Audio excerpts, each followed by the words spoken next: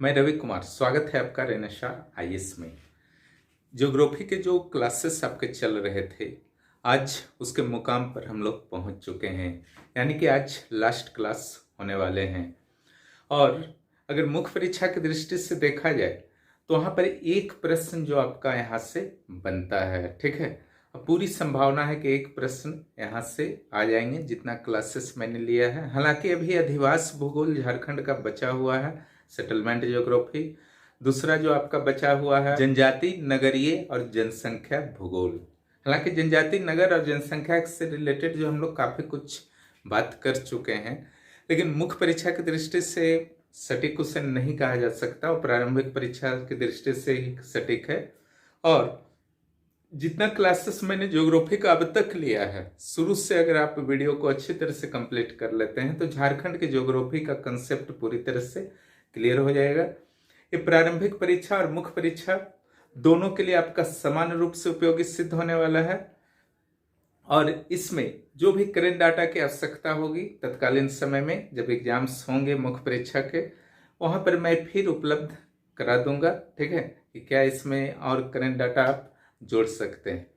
आज जो last class आपके लिए मैं ले रहा हूं वो 2 वीडियो के रूप में अपलोड होगा। पहला वीडियो जो होगा आपका झारखंड के जितने भी बायोस्फीयर रिजर्व हैं, सॉरी बायोस्फीयर तो यहाँ नहीं है, ठीक है, नेशनल पार्क हैं, वाइल्ड लाइफ सेंचुरी हैं और अन्य बायोलॉजिकल पार्क्स हैं, ठीक है, जैविक उद्यान है, जैसे रांची के और मांझी में है, जमशेदपुर में है, तो उस सब के बारे में भी थोड़ा बहुत जान लिया जाएगा। उसको आपको अच्छी तरह से याद कर जाना है कि इसका स्थापना कब हुआ है, इसका एरिया कौन है, स्थापना के अनुसार सबसे पुराना कौन है, एरिया के अनुसार सबसे बड़ा छोटा कौन है, ठीक है। और इसके साथ ही बेतला नेशनल पार्क पर थोड़ा स्पेशल केयर कीजिएगा, उसका डिटेल्स जितना मैं दिया हूं उतना तो रट ही जाइएगा। और कौन कौन से जानवर जो है यहाँ पर पाए जाते हैं, उसमें 2-3 जानवर स्पेशली कर लीजिएगा। हालांकि नीलगाय हुआ आपका या तेंदुआ हुआ, ये सब जो है लगभग हर जगह पाया जाता है झारखंड में, ठीक है। शेर वगैरह हुआ, कुछ स्पेशली भेड़िया के लिए है, कुछ पक्षी के लिए है, तो सब थोड़ा सा आपको केयर कर लेना है। एक रहा आपका औद्योगिक प्रदेश। तो औद्योगिक प्रदेश जो झारखंड के हैं, ऐसे तो 4, 5, 6 में बांट दिया जाता है, लेकिन मुख्य वास्तव में 2 ही है, ठीक है। 3 बोल सकते हैं, 3 है। एक धनबाद वाला सेक्शन में जो होगी आपका दामोदर घाटी औद्योगिक प्रदेश, वो सिर्फ इंडिया का, झारखंड का नहीं बल्कि पूरे इंडिया के लिए भी वो एक प्रमुख इंडस्ट्रियल बेल्ट के रूप में काम करता है। उसके अलावा स्वर्ण रेखा नदी के ऊपरी पार्ट में रांची, ठीक है, जहां से उद्गम है रांची के पास से नागड़ी में, और नीचे में आपका जमशेदपुर। तो 2 औद्योगिक बेल्ट यहाँ हो गया, एक जमशेदपुर, एक रांची, एक धनबाद, सीधा सीधा ये हो गया।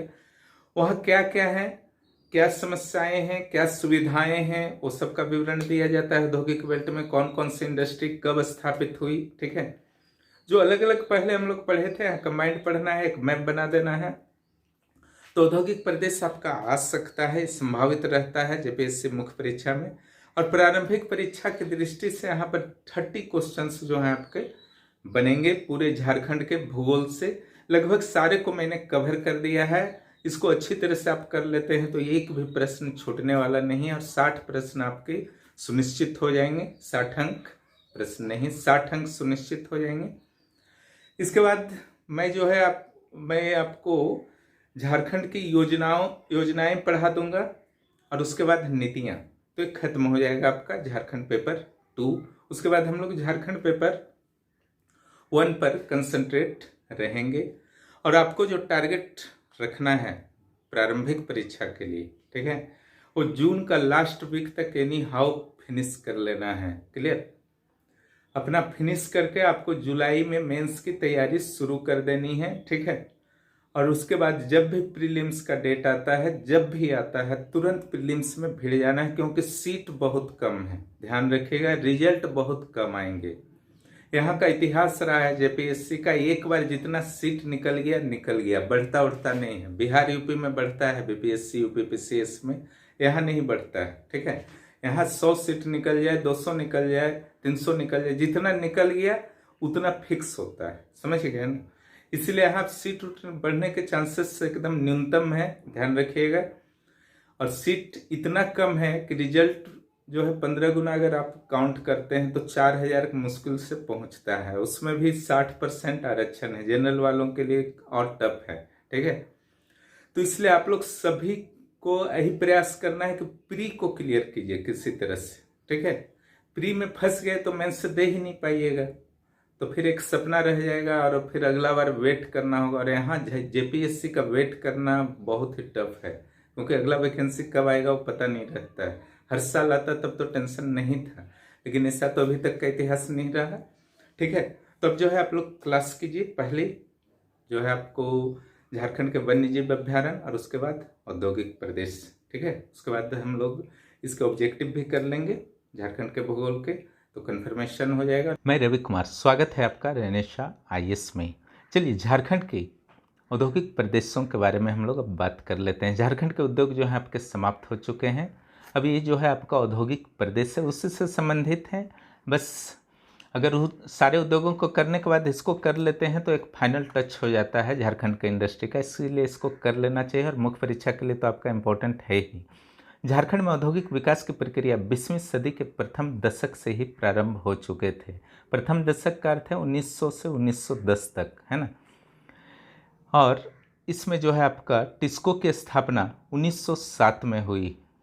Indal Indian aluminium company limited जो है 1938 में हुई मुरी में, ये सब अंग्रेज काल में हुआ है। उसके बाद सिंदरी उर्वरक कारखाना 1951 में, HEC रांची धुरवा में 1958 में, हटिया में, बोकारो इस्पात संयंत्र 1964 में, अब्रक उद्योग की बहुत सारी अलग अलग इकाइयाँ टुंडी धनबाद में, और तांबा शोधन इकाई जो है मऊ भंडार घाटशिला पूर्वी सिंहभूम में। इसके बाद DVC की स्थापना 1948 में हुई थी। ठीक है, दामोदर वैली कॉरपोरेशन। झारखंड राज्य में उद्योगों का संकेंद्रण कुछ विशेष क्षेत्रों में ही है। इन संकेंद्रण वाले स्थलों को ही औद्योगिक पट्टी या औद्योगिक प्रदेश कहा जाता है।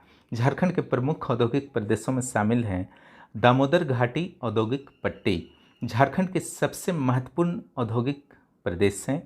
यहाँ कोयला के विशाल भंडार और DVC की स्थापना ने यहाँ के उद्योगों के संकेंद्रण को बढ़ाया है। ठीक है, यहाँ के जो प्रमुख उद्योग हैं दामोदर घाटी क्षेत्र में, उसे मैंने एक सन डायग्राम के माध्यम से समझा दिया है। बीच में लिखे दामोदर घाटी औद्योगिक प्रदेश, सिंदरी सीमेंट उद्योग हो गया, खिलारी सीमेंट उद्योग हो गया, सिंदरी उर्वरक उद्योग हुआ जो 1951 में बना था। कुमार ढुबी में इंजीनियरिंग का बेल्ट है, यानी कि इंजीनियरिंग से संबंधित बहुत सारे उत्पाद तैयार होते हैं। 1964 में इस्पात संयंत्र बोकारो बनना शुरू हुआ जो 1972 से उत्पादन शुरू हुआ। अनेक जल विद्युत केंद्र भी हैं, अनेक कॉल वाशरीज हैं जिनका नाम मैंने लिखाया था, जैसे संतालडी, भोजुटी। ग्लास इंडस्ट्री भी है, और गोमिया में इंडियन विस्फोटक कारखाना है, बारूद फैक्ट्री है गोमिया में। ठीक है, सिंदरी उर्वरक कारखाने के बारे में थोड़ा सा जान लेते हैं हम लोग। यहाँ अमोनियम सल्फेट का उत्पादन होता है। क्वेश्चन आ सकता है किस खाद का उत्पादन जो होता है रासायनिक खाद का सिंदरी में होता है, तो अमोनियम सल्फेट। सिंदरी उर्वरक कारखाने में को जो है आप 5 भाग में विभाजित कर सकते हैं: शक्ति संयंत्र, गैस संयंत्र, अमोनिया संयंत्र और सल्फेट संयंत्र। इसके अलावा एक जो है कोक ओवन संयंत्र। सिंदरी उर्वरक कारखाने की कार्य क्षमता 80,000 किलोवाट है। उर्वरक कारखाने की क्षमता 80,000 किलोवाट है। अमोनिया संयंत्र से प्रतिदिन 270 टन अमोनिया का उत्पादन होता है, यानी कि विद्युत का भी उत्पादन होता है यहाँ पर 80,000 किलोवाट। लेकिन झारखंड की यह महत्वपूर्ण इकाई बंदी के कगार पर है। कोल वाशरीज गिद्दी, कथारा, करगली, जामडोवा, सुदामडीह, भोजुडीह, रामगढ़ इत्यादि में है। ठीक है, गोविंदपुर में भी। इसमें करगली कोल वाशरीज जो है उसकी उत्पादन क्षमता अधिक है, 35 लाख टन पर ईयर। इस औद्योगिक प्रदेश को ऊर्जा की प्राप्ति कहाँ कहाँ से होती है, तो बोकारो, चंद्रपुरा, सिंदरी इत्यादि से होती है। जबकि जल विद्युत केंद्र जो यहाँ पर हैं तिलैया, पंचेत और मैथन में अवस्थित हैं। देखिए उसके नीचे मैप आपको दिखा दिया गया है। जो ऊपर 6 नंबर देख रहे हैं वो अब्रक औद्योगिक पट्टी है, और 4 नंबर जो देख रहे हैं वो दामोदर घाटी औद्योगिक प्रदेश है। 3 नंबर जो देख रहे हैं वो ऊपरी स्वर्ण रेखा घाटी औद्योगिक प्रदेश, इसको रांची औद्योगिक प्रदेश भी बोल सकते हैं। 2 नंबर जो देख रहे हैं वो निम्न स्वर्ण रेखा घाटी औद्योगिक प्रदेश है, इसे जमशेदपुर औद्योगिक प्रदेश भी बोल सकते हैं। 1 नंबर जो आप देख रहे हैं ये लौह पट्टी क्षेत्र है, लौह अयस्क का क्षेत्र है, तो दक्षिण सिंहभूम खनन पट्टी प्रदेश है। और 5 नंबर जो है बॉक्साइट खनन पट्टी प्रदेश है। ऊपरी और निचली स्वर्ण रेखा औद्योगिक पट्टी के बारे में हम लोग पहले जान लेते हैं, ठीक है। तो ऊपरी स्वर्ण रेखा पट्टी के बारे में चलिए जान लेते हैं। ये जो है आपका हटिया, रांची, नामकुम, टाटा सिल्वई, मुरी इत्यादि जो हैं आपके प्रमुख औद्योगिक केंद्र हैं। यानी कि रांची के आसपास के क्षेत्रों का 1938 में इंडोल की स्थापना मुरी में हुई, यानी कि एल्यूमिनियम पाउडर बनाया जो जाता है। भारी मशीन निर्माण संयंत्र जो है HMMP बोला जाता है, जो HSC का 3 पार्ट है ना। रांची के HSC का 3 पार्ट है। तो जो भारी मशीन निर्माण संयंत्र है वो सोवियत रूस के हेल्प से, भारी मशीन औजार संयंत्र जो है चेकोस्लोवाकिया के हेल्प से HMTP, और फाउंड्री फोर्ज संयंत्र जो है वो चेकोस्लोवाकिया के ही हेल्प से, यानी कि 2 जो है चेकोस्लोवाकिया के हेल्प से और 1 सोवियत रूस के हेल्प से बना है। इसके अलावा नामकुम में 1961 में बना हाई इंसुलेटर फैक्ट्री इसी औद्योगिक पट्टी में। Black wire rope factory Usha Martin Ranchi के पास है, ठीक है। इलेक्ट्रिक इक्विपमेंट फैक्ट्री जिसमें मोटर, ट्रांसफार्मर इत्यादि का निर्माण होता है, 1965 में जो है इसकी स्थापना टाटा सिल्वई में हुई थी। वेक्सपॉल और वेल्ट्रॉन की इकाइयाँ जो हैं टाटा सिल्वई में ही बनी हैं। वेस्टफेलिया लिमिटेड नामकुम में, Mahalakshmi fibre and industries limited ये रांची के समीप जो है और मांझी में। अब आते हैं हम लोग निचली स्वर्ण रेखा पट्टी, जिसका मुख्य केंद्र जमशेदपुर है। यह चांडिल से दक्षिण में बहरागोड़ा तक फैला हुआ है। चांडिल जो है आपका सरायकेला में पड़ता है। 1907 में साक्षी नामक स्थान पर जमशेदपुर के स्टील प्लांट की स्थापना हुई थी। इसके अलावा टेल्को, ठीक है, cable company, tin plate factory, Indian tube company, oxygen संयंत्र भी यहाँ पर लगाए गए हैं। बोकारो में भी ऑक्सीजन संयंत्र है झारखंड का। इसके अलावा इस औद्योगिक पट्टी में झिंकपानी के सीमेंट कारखाना और कांडरा के ग्लास कारखाना भी शामिल हैं, ठीक है। झिंकपानी चाईबासा के समीप अवस्थित है। और इसी औद्योगिक पट्टी के दक्षिण में खनन पट्टी है, जो यहाँ मुख्य रूप से लौह अयस्क, मैग्नीज वगैरह पाए जाते हैं, ठीक है। उसके अलावा तांबा, क्रोमाइट, चूना पत्थर भी पाए जाते हैं। अब चलिए अब्रक पट्टी के बारे में थोड़ा सा डिस्कस कर लेते हैं। तो यह कोडरमा और पाए जाने वाले अब्रक से संबंधित उद्योगों से संबंधित है। यहाँ पर अब्रक से संबंधित कुछ उद्योगों की स्थापना हुई है। यह प्रदेश रेलवे से पूरे भारत से जुड़ा हुआ है, पर ज़्यादा विकसित नहीं है। इस प्रकार ये झारखंड के सारे औद्योगिक पट्टी थे और झारखंड के उद्योग सेक्शन जो हैं अब क्लास समाप्त होते हैं। आप लोग तैयारी अच्छी तरह से करते रहिए। निश्चित रूप से आप अगर सही दिशा में तैयारी करते हैं तो आपको सफलता मिलेगी। और चैनल पर नए हैं तो सब्सक्राइब करें और दोस्तों को भी इस चैनल के बारे में बताएं। वीडियो देखने के लिए धन्यवाद।